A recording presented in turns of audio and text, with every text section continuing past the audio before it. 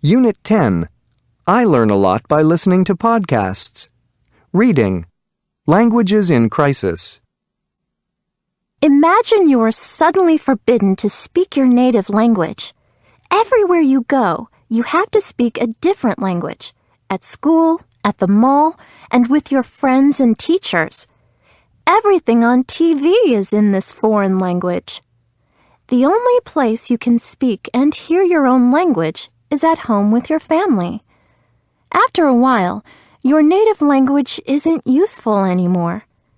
When your children are born, you just speak the new language to them. They never learn your native language. Fewer and fewer people speak it. Today, almost 80% of the people in the world speak only 1% of its languages. Every 14 days, a language dies. By 2100, half of the more than 7,000 languages spoken on Earth today, many of them not yet recorded, could disappear. Why do languages die? Throughout history, the languages of dominant groups have spread, while the languages of native cultures have become extinct. This happens because of assimilation, government language policies, or because the dominant language becomes more useful in everyday life.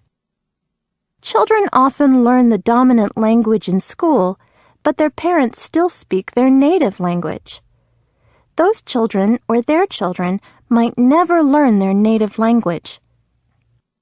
Why is language important? Studying different languages increases our understanding of how humans communicate.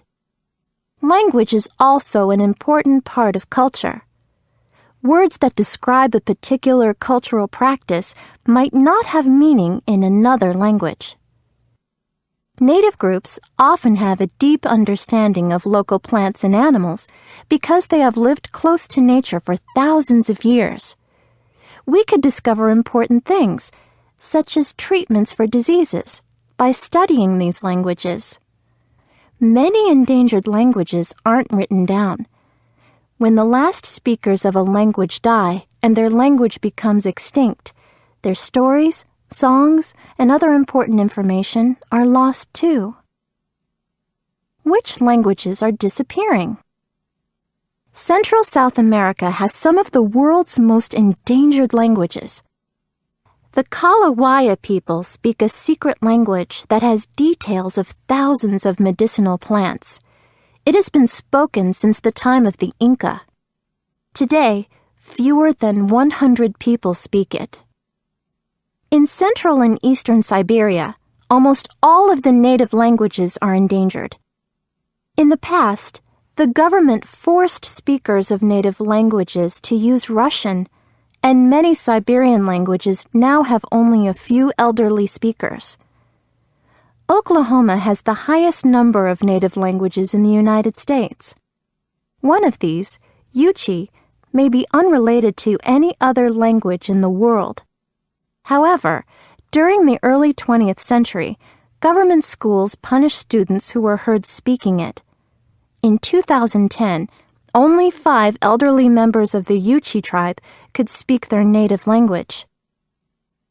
How are languages being saved?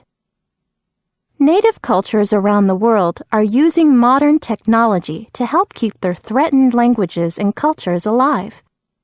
Communities are creating dictionaries and libraries by using pictures, video, and audio to record the stories and traditions of the last speakers of their language.